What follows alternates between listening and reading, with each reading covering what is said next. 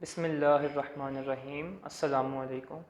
मेरा नाम हसानुल मुबीन है और मैं आपका बायोलॉजी का टीचर हूँ। आज हमारे पास जो टॉपिक है वो फर्स्ट ईयर बायोलॉजी में से है, जिसका नाम है रिएक्शंस ऑफ फोटोसिंथेसिस। हम देखेंगे कि फोटोसिंथेसिस का प्रोसेस, उसके रिएक्शंस किस तरह से होते हैं और उसके कौन कौन से फेजेस हैं। फोटोसिंथेसिस का जो रिएक्शन है वो एक रिडॉक्स प्रोसेस है। It is a redox process. Redox process का मतलब होता है a reaction which is the combination of oxidation and reduction. एक ऐसा रिएक्शन जिसमें रिडक्शन भी हो रही है और ऑक्सीडेशन भी हो रही होती है। अगर हम देखें रिएक्शन को तो आपके सामने यहाँ पे कार्बन डाइऑक्साइड है, वाटर है और लाइट एनर्जी है। जिनका आपस में रिएक्शन होता है in the presence of chlorophyll. Chlorophyll की प्रेजेंस में कार्बन डाइऑक्साइड के 6 molecule, 12 molecules of water, light energy, इनका आपस में रिएक्शन होगा तो ग्लूकोज बनता है, ऑक्सीजन की गैस रिलीज होती है और हमारे पास जो वाटर है वो प्रोड्यूस होता है। अब देखिए यहाँ पे तो कार्बन डाइऑक्साइड जो है वो कन्वर्ट हो रही है ग्लूकोज के अंदर। कार्बन डाइऑक्साइड जो है हमारे पास ग्लूकोज में कन्वर्ट हो रही है, इसकी रिडक्शन होती है। हम जानते हैं रिडक्शन का मतलब क्या होता है, एडिशन ऑफ हाइड्रोजन। तो कार्बन डाइऑक्साइड में जब हाइड्रोजन को ऐड किया गया तो ये कन्वर्ट हो गई है ग्लूकोज में। This is the reduction. इसके अलावा अगर हम देखें वाटर को तो वाटर के अंदर से हाइड्रोजन जो है वो रिमूव होता है, ऑक्सीजन गैस रिलीज हो जाती है। It is called oxidation which is removal of hydrogen.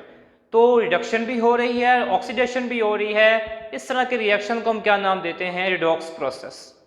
इसके अलावा हमारे पास जो फोटोसिंथेसिस है इसके दो फेजेस हैं। एक को हम नाम देते हैं लाइट डिपेंडेंट रिएक्शंस या लाइट रिएक्शंस कहते हैं। दूसरे प्रोसेस को हम नाम देते हैं लाइट इंडिपेंडेंट रिएक्शन या डार्क रिएक्शंस। दो तरह के फेज हैं इसके। पहले हम डिस्कस करेंगे लाइट डिपेंडेंट रिएक्शंस, या इसको हमने क्या नाम दिया, लाइट रिएक्शंस का।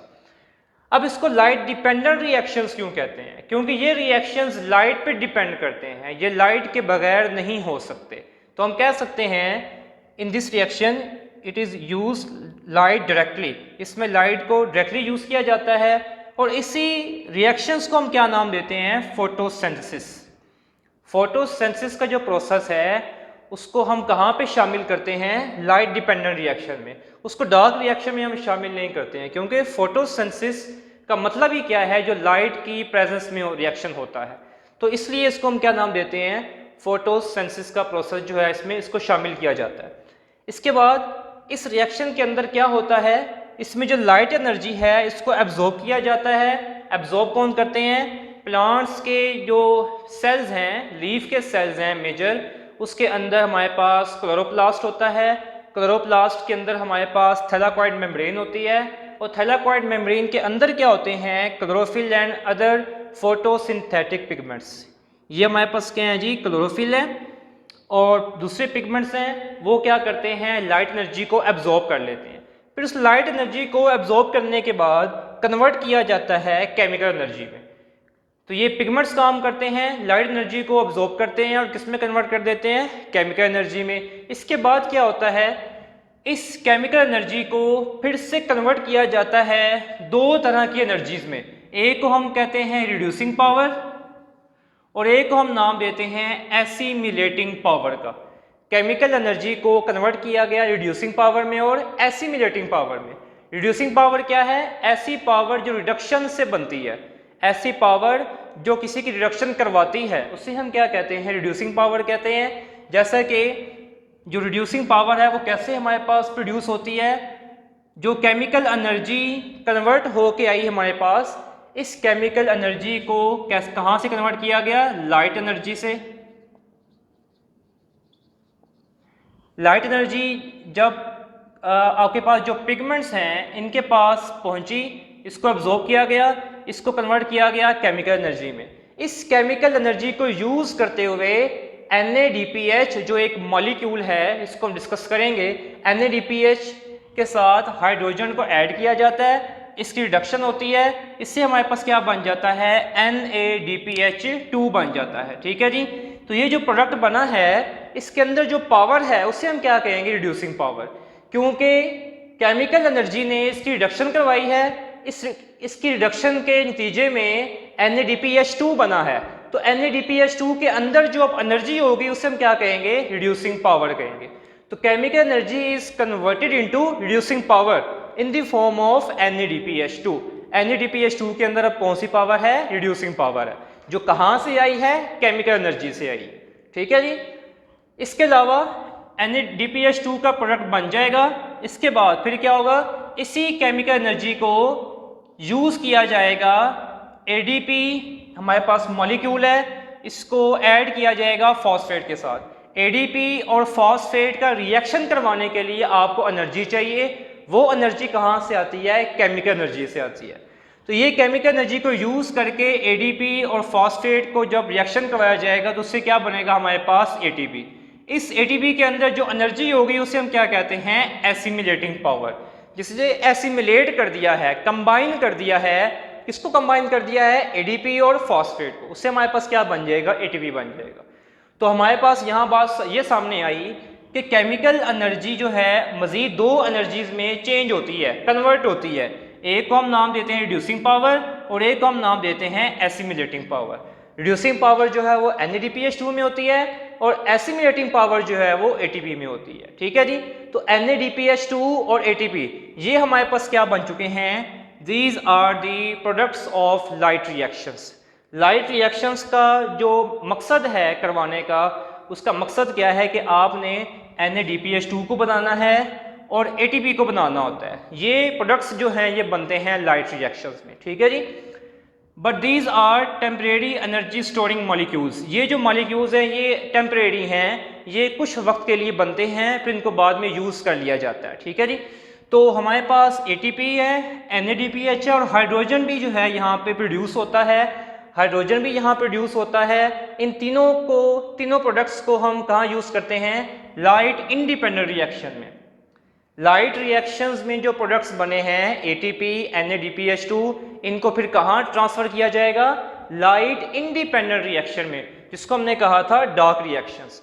यानी कि लाइट रिएक्शन में हमारे पास कौन कौन से प्रोडक्ट्स बने हैं, ATP बना है और क्या बना है जी, NADPH2 बना है। These are major products. साथ हमारे पास क्या है, हाइड्रोजन है। इनको क्या किया जाएगा, आगे ट्रांसफ़र किया जाएगा, किस में ट्रांसफ़र किया जाएगा, डार्क रिएक्शन में, इनको यूज़ किया जाएगा वहाँ पे। तो लाइट रिएक्शंस का यही मकसद था कि ATP, NADPH2 को बनाया जाए और इनको कहाँ पे ट्रांसफ़र कर दिया जाए, डार्क रिएक्शन में या लाइट इंडिपेंडेंट रिएक्शन में। इसको डिस्कस करते हैं। अब लाइट इंडिपेंडेंट रिएक्शंस ये लाइट पे डिपेंड नहीं करते, इसलिए इनको हम क्या कहते हैं, लाइट इंडिपेंडेंट। इनको हम डार्क रिएक्शंस भी कहते हैं क्योंकि इसके अंदर लाइट को यूज़ नहीं किया जाता। In this light is not use directly, इसमें लाइट को डायरेक्टली यूज़ नहीं किया जाता। अब इसमें होता क्या है इस रिएक्शन में, इसमें जो NADPH2 है जो लाइट रिएक्शन से आया और ATP है जो वो भी लाइट रिएक्शन से आया, इनकी एनर्जी को यूज़ किया जाएगा। पहले इनको ब्रेक डाउन की जाएगी, इनकी ब्रेक डाउन से जो एनर्जी यूज़ होती है, जो एनर्जी रिलीज होती है, उसको यूज़ किया जाएगा। तो पहले देखते हैं NADPH2 which is the product of light reactions. इसकी होगी ब्रेक डाउन। जब इसकी ब्रेक डाउन होती है तो इससे रिलीज होते हैं इलेक्ट्रॉन्स और हाइड्रोजन आइंस। NADPH2 की ब्रेक डाउन से ऐसे इलेक्ट्रॉन रिलीज होते हैं जिनके पास एनर्जी होती है, इनको हम नाम देते हैं energized electron which are released by NADPH2। और साथ क्या रिलीज होते हैं, हाइड्रोजन आइंस। इन दोनों के पास एनर्जी होती है, वो एनर्जी जो है यूज़ की जाती है। इसके अलावा ATP की ब्रेकडाउन होती है, इसकी ब्रेकडाउन से हमारे पास ADP प्लस फॉस्फेट बनते हैं और साथ ही हमारे पास एनर्जी रिलीज होती है। इस एनर्जी को हम नाम देते हैं केमिकल एनर्जी। तो हमारे पास NADPH2 से भी एनर्जी आ रही है, ATP से भी हमारे पास क्या आ रही है, एनर्जी आ रही है। इन दोनों की एनर्जीज को हम यूज़ कहाँ पे करते हैं, कार्बन डाइऑक्साइड की रिडक्शन करवाने के लिए। इन दोनों की एनर्जीज को यूज़ किया जाता है कार्बन डाइऑक्साइड की रिडक्शन करवाने के लिए। इनकी रिडक्शन से क्या बन जाती है, शुगर बन जाती है, ग्लूकोज बन जाता है। ठीक है जी, जो हमारा मेन प्रोडक्ट है फोटोसिंथेसिस का। तो ग्लूकोज के अंदर अब एनर्जी को स्टोर कर लिया जाता है, NADPH2 की एनर्जी को और ATP की केमिकल एनर्जी को अब स्टोर कहाँ कर लिया जाएगा, ग्लूकोज में स्टोर कर लिया जाता है। ठीक है जी। और ये कैसे स्टोर होता है, क्योंकि इन एनर्जी को यूज़ किया जाता है कार्बन डाइऑक्साइड की रिडक्शन करवाने के लिए। इसके अलावा जो लाइट इंडिपेंडेंट रिएक्शन है इसको डार्क रिएक्शंस भी कहते हैं, क्योंकि ये लाइट की प्रेजेंस में नहीं होता, तो ये लाइट में भी हो सकता है और डार्क में भी हो सकता है। इसका क्या मतलब है कि ये दिन के वक्त भी हो सकता है और रात के वक्त भी हो सकता है। लेकिन इसके लिए शर्त है, आपके पास NADPH2 और आपके पास ATP, अगर ये दोनों प्रोडक्ट्स हैं तब ये रिएक्शन होगा। अगर ये दोनों प्रोडक्ट्स नहीं हैं तो आपके पास ये रिएक्शन नहीं होगा। अगर आपके पास ATP और NADPH2 अवेलेबल हैं तब ये रिएक्शन लाइट के अंदर भी हो सकता है और डार्क के अंदर भी हो सकता है, अदरवाइज ये रिएक्शन नहीं होगा। इसके बाद हम यहाँ पे समरी दी गई है वो देखते हैं। आपके पास ये मैंने ड्रॉ किया, ये आपके पास क्या है जी, क्लोरोप्लास्ट है। और क्लोरोप्लास्ट की जो थैलाकॉइड मेम्ब्रेन्स हैं जो यहाँ ग्रीन में शो किया गया, इन थैलाकॉइड मेम्ब्रेन के अंदर क्या होता है, लाइट रिएक्शंस। इस लाइट रिएक्शन के नतीजे में क्या बनते हैं, ATP एंड NADPH2। ATP और NADPH2 ये हमारे पास क्या हैं, these are the products of light reaction. ये आपके पास लाइट रिएक्शंस के क्या हैं जी, प्रोडक्ट्स हैं। और इस रिएक्शन में किसको यूज किया जाएगा, लाइट को यूज किया जाएगा, वाटर को यूज किया जाएगा और कार्बन डाइऑक्साइड को यूज किया जाता है। और इसके रिजल्ट में कौन सी गैस रिलीज होती है, ऑक्सीजन रिलीज होती है। और प्रोडक्ट्स कौन से बनते हैं, ATP और NADPH2। इनको फिर कहाँ ट्रांसफर किया जाएगा, डार्क रिएक्शन में। डार्क रिएक्शन में कार्बन डाइऑक्साइड को यूज किया जाता है और डार्क रिएक्शंस के रिजल्ट में क्या बनता है, शुगर बन जाती है। ठीक है जी। और जब डार्क रिएक्शंस कंप्लीट हो जाएगा तो दोबारा जो NADP एंड ADP जो ये आपके पास रिएक्टेंट्स हैं ये प्रोड्यूस होते हैं, इनको फिर कहाँ ट्रांसफर किया जाएगा, लाइट रिएक्शन में। इस तरह ये साइकिल चलता रहता है और जो आपके पास फोटोसिंथेसिस का प्रोसेस है ये कैरी ऑन रहता है जी। तो हम आगे डिस्कस करते हैं। हमारे पास जो नेक्स्ट टॉपिक है इसी लेक्चर का वो है हमारे पास लाइट डिपेंडेंट रिएक्शन। और इसमें हम देखेंगे एनर्जी कन्वर्जन फेज, यानी कि इसमें लाइट एनर्जी को किस तरह कन्वर्ट किया जाता है केमिकल एनर्जी में। अभी तक हमने ये पढ़ा कि लाइट डिपेंडेंट रिएक्शंस लाइट की मौजूदगी में होते हैं और इसमें जो सनलाइट है इसकी एनर्जी को पिगमेंट्स जो हैं इसको एब्जॉर्ब करते हैं, इसको आगे केमिकल एनर्जी में कन्वर्ट करते हैं। तो वो हम देखेंगे किस तरह। हम ये जानते हैं कि सनलाइट एनर्जी को एब्जॉर्ब किया जाता है बाय फोटोसिंथेटिक पिगमेंट्स। इस तरह फोटोसिंथेसिस के प्रोसेस को रन किया जाता है। पिगमेंट्स जब लाइट को एब्जॉर्ब करते हैं फिर वही एनर्जी आगे प्रोवाइड करते हैं, उस एनर्जी को यूज़ किया जाता है by the process of photosynthesis. ठीक है जी। अब जो फोटोसिंथेटिक पिगमेंट्स हैं ये ऑर्गेनाइज होते हैं इनटू क्लस्टर्स की फॉर्म में, ग्रुप्स की फॉर्म में ये ऑर्गेनाइज होते हैं। इसको हम नाम देते हैं फोटोसिस्टम्स का। अब फोटोसिस्टम होते कहाँ पे हैं, इन थैलाकॉइड मेम्ब्रेन। थैलाकॉइड मेम्ब्रेन हमने पढ़ा कि क्लोरोप्लास्ट के अंदर होती हैं और क्लोरोप्लास्ट के अंदर जो थैलाकॉइड मेम्ब्रेन हैं, इन थैलाकॉइड मेम्ब्रेन के अंदर जो आपके पास फोटोसिंथेटिक पिगमेंट्स हैं वो क्लस्टर्स की फॉर्म में होते हैं, एक गुच्छों की फॉर्म में होते हैं, ग्रुप्स की फॉर्म में होते हैं। उसको हम नाम देते हैं फोटोसिस्टम का। अब इनका फ़ायदा क्या होता है, ये फोटोसिस्टम जो हैं या पिगमेंट्स क्लस्टर की फॉर्म में क्यों हैं, फॉर एफिशिएंट एब्जॉर्प्शन, लाइट की बेहतर एब्जॉर्प्शन के लिए, and utilization of solar energy, sunlight की जो एनर्जी है सोलर एनर्जी उसको बेहतर इस्तेमाल किया जा सके, यूटिलाइज किया जा सके, उसको एब्जॉर्ब किया जा सके। जितना लाइट को बेहतर एब्जॉर्ब किया जाएगा उतना ही उसकी एनर्जी को आगे ट्रांसफ़र किया जा सकता है, कन्वर्ट किया जा सकता है केमिकल एनर्जी में। अब हम देखेंगे फोटो सिस्टम के बारे में डिस्कस करेंगे। तो फोटो सिस्टम जो है हमने पढ़ा कि ये पिगमेंट्स का एक क्लस्टर है। इसके अंदर मजीद क्या चीज़ें होती हैं, it consist of light gathering, antenna complex and reaction centre. Photo system के अंदर दो पार्ट्स हैं, एक को हम नाम देते हैं एंटीना कॉम्प्लेक्स, एक को हम नाम देते हैं रिएक्शन सेंटर। ये लाइट गैदरिंग का मतलब लाइट को इकट्ठा करते हैं। ठीक है जी। एंटीना कॉम्प्लेक्स जो है वो क्या करता है, लाइट को गैदरिंग यानी कि लाइट को गैदर करता है। इसके बाद क्या है, रिएक्शन सेंटर है। पहले हम डिस्कस करेंगे एंटीना कॉम्प्लेक्स को। What is antenna complex?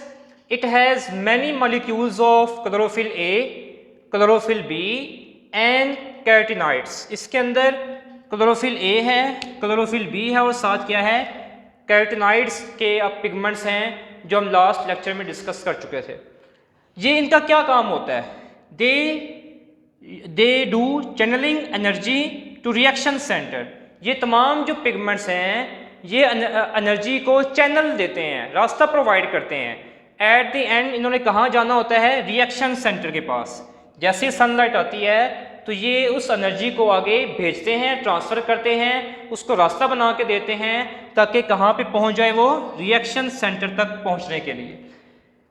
अगर इसको हम यहाँ पे देखें डायग्राम में, यहाँ मैंने शो किया तो आपके पास ये पूरा जो मैंने एक बॉक्स शो किया, इसमें जो सारे ये मॉलिक्यूल्स हैं रेड में शो किए, ये सारे मॉलिक्यूल्स जो है आपके पास क्या हैं, एंटीना कॉम्प्लेक्स है। ये आपके पास एक पूरा फोटो सिस्टम है, दिस इज फोटो सिस्टम। इसके अंदर दो पार्ट्स हैं, एक एंटीना कॉम्प्लेक्स है और एक रिएक्शन सेंटर है। ये जो मैंने ड्रॉ किए हैं तमाम circles, these all are antenna complex. और एंटीना कॉम्प्लेक्स के अंदर क्या क्या हमने पढ़ा, इसमें क्लोरोफिल ए है, क्लोरोफिल बी है और साथ क्या हैं, कैरोटीनॉइड्स हैं। जिसमें कुछ मॉलिक्यूल्स ए होंगे, कुछ हमारे पास मॉलिक्यूल जो हैं वो बी के हैं और हमारे पास कुछ मॉलिक्यूल किसके हैं जी, कैरोटीनॉइड्स के मॉलिक्यूल हैं, कैरोटीनॉइड्स। तो ये तमाम मॉलिक्यूल्स का क्या काम है, इन्होंने एनर्जी को चैनल प्रोवाइड करना है टू रिएक्शन सेंटर। ये जो मैंने बॉक्स शो किया ब्लू में, ये आपके पास क्या है, रिएक्शन सेंटर। ये एक पूरा फोटो सिस्टम है, इसमें जो ये मैंने सर्कल शो किया रेड में, ये एंटीना कॉम्प्लेक्स है और जो ये मैंने एरिया शो किया, दिस इज रिएक्शन सेंटर। पहले डिस्कस करते हैं एंटीना कॉम्प्लेक्स को। इसमें क्लोरोफिल ए है, बी है और साथ क्या है, कैरोटीनॉइड्स मॉलिक्यूल हैं। अब क्या होता है जी, सनलाइट आती है, सनलाइट जो है यहाँ पे आ रही है तो इसको ये क्या करते हैं, एब्जॉर्ब करते हैं। सनलाइट की जो एनर्जी है, लाइट एनर्जी को क्या किया जाएगा, एब्जॉर्ब किया जाएगा।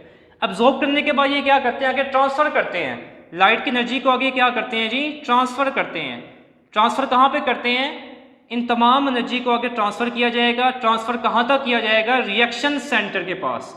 तमाम जो लाइट है ये कहाँ जाती है, रिएक्शन सेंटर तक पहुँचाई जाती है, ठीक है जी। और पहुँचा कौन रहे हैं, एंटीना कॉम्प्लेक्स के अंदर जो पिगमेंट्स हैं, क्लोरोफिल ए है, बी और कैरोटीनॉइड्स है।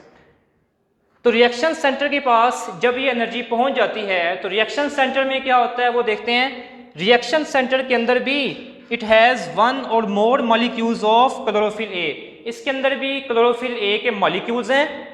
अलोंग प्राइमरी इलेक्ट्रॉन एक्सेप्टर, इसमें एक स्पेसिफिक प्रोटीन है, इसको हम क्या नाम देते हैं, प्राइमरी इलेक्ट्रॉन एक्सेप्टर का।